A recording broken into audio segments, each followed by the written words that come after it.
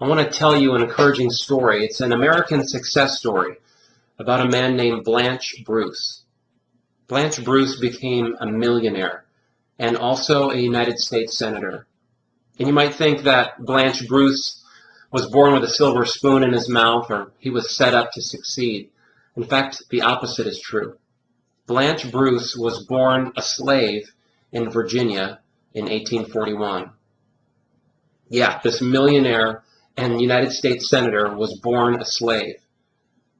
His mom was a slave, and his biological dad was the slave owner. And for America at that time, I don't know that there could be a more scandalous birth, a circumstance to be born into. But Blanche Bruce didn't let the circumstances of his birth determine the course of his future. No, he dedicated himself to get an education and to hard work. And he became a landowner in the state of Mississippi. And then he became a registrar of voters and a tax assessor.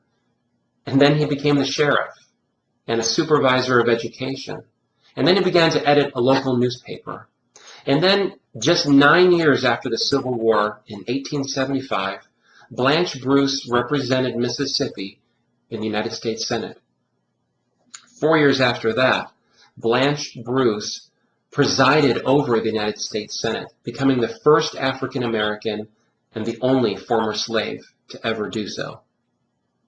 I want to tell you that encouraging story about Blanche Bruce because maybe you're feeling like life has cheated you.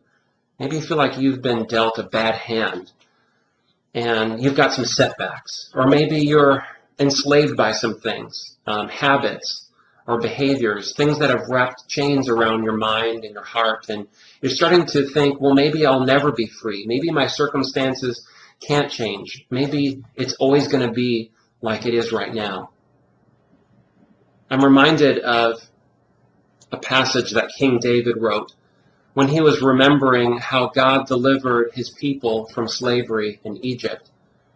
David wrote, "We have escaped like a bird from the fowler's snare. The snare has been broken, and we have escaped. Our help is in the name of the Lord, the maker of heaven and earth."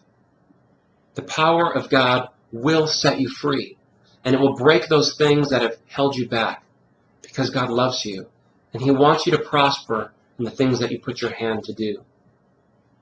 I'm reminded of a promise that God gives us in Psalm 91. It says, "Because he loves me, I will rescue him. I will protect him, for he acknowledges my name. He will call on me, and I will answer him, and I will be with him in trouble. I will deliver him and honor him." Hope you found that encouraging today.